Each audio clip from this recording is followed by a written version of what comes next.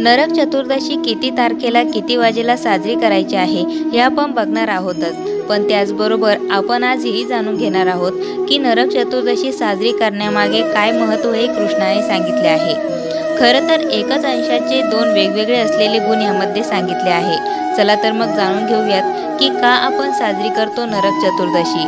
वसुबारस आणि धनतेरस नंतरचा हा दिवाळीत येणारा तिसरा दिवस असतो।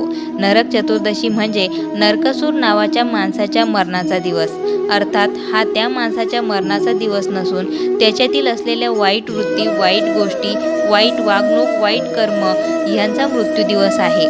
नरकासुराचा वध केला गेला तो दिवस म्हणजेच नरक चतुर्दशीचा दिवस। आता आपण बघूयात की एका माणसाच्या मरणाचा दिवस हा आपण का साजरा करतो, तोही एवढा उत्साहाने, रोषणाईने। काय बरं कारण असेल या उत्साहाचे? चला तर मग बघूया। पुराणात सांगितल्याप्रमाणे नरकासूर हा विष्णूचा मुलगा आहे।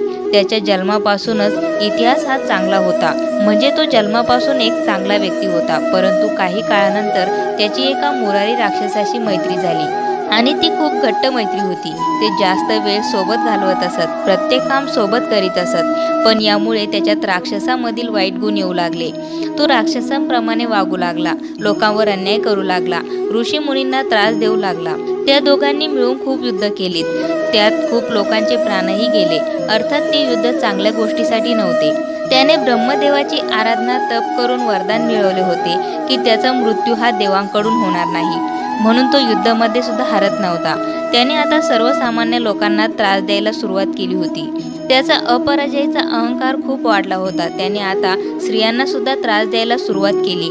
एकदा त्याने त्याच्या मित्राच्या सांगण्यावरून म्हणजेच मुरारीच्या सांगण्यावरून 16,000 सहस्र बायकांना बंदिस्त केले व त्यांना तो छेडू लागला, त्रास देऊ लागला। त्या बायकांनी कृष्णाला मदतीस बोलवले, कृष्णाची मनोभावे नामस्मरण केले व त्यांच्या या हाकेला कृष्णाला त्यांना वाचवण्यासाठी तिथे यावे लागले। जेव्हा कृष्ण त्याच्या महालात शिरला तेव्हा त्याला त्याच्या मृत्यू जवळ आल्याची जाणीव झाली। त्याला त्यांनी केलेले सर्व कर्म, वाईट गोष्टी आठवू लागल्या। त्यानंतर त्यांच्यात युद्ध झाले, परंतु नरकासुराचा मित्र जोपर्यंत जिवंत होता तोपर्यंत त्याला मारणे कृष्णासाठी सुद्धा अशक्य होते। म्हणून कृष्णाने आधी मुरारी नावाच्या त्याच्या राक्षसी मित्राला युद्धात हरवून त्याचा वध केला। कृष्णाने मुरारी राक्षसाचा वध केल्यामुळे कृष्णाचे एक नाव हे मुरारी सुद्धा आहे। मुरारीचा वध केल्यानंतर नरकासूर आणि कृष्णामध्ये युद्ध झाले। तेव्हा त्याला जाणीव झाली की आपण दोघेही एकाच विष्णूचे अवतार आहोत, पण मी माझ्या चुकीच्या संगतीमुळे आणि कर्मामुळे राक्षस बनून राहिलो आणि तू कृष्ण म्हणून आणि देव बनून राहिला। त्यावेळी नरकासुराने कृष्णाला सांगितले की तू मला मारत नसून तू माझ्यातील वाईट गोष्टींना आणि मी केलेल्या कर्माला मारतो आहेस। परंतु माझी अशी इच्छा आहे की तुम्ही आजचा हा दिवस खूप उत्साहाने आणि आनंदाने साजरा करा आणि लोकांनाही या उत्सवाबद्दल कळू दे, म्हणजे तेही यातून काहीतरी शिकतील आणि वाईट कर्म करण्यापासून लांब राहतील। असे त्याचे म्हणणे ऐकून झाल्यावर कृष्णांनी त्याचा वध केला। अशी ही या नरक चतुर्दशी दिवसाची कहाणी आहे, यामागची धारणा आहे आणि म्हणून आपण सर्वांनी ही गोष्ट लक्षात ठेवून हा दिवस साजरा केला पाहिजे आणि आपल्यातील असलेल्या वाईट गोष्टी आणि कर्म यांचा सुद्धा नाश केला पाहिजे आणि येथून पुढे चांगले कर्म, धर्म, दान करून आपले आयुष्य जगले पाहिजे। हीच भावना हा सण साजरी करण्यामागे आहे। नरक चतुर्दशी तारीख यावर्षी 12 नोव्हेंबर वार रविवार 2023ला नरक चतुर्दशी आहे। ही चतुर्दशी अश्विन अमावस्येला असते।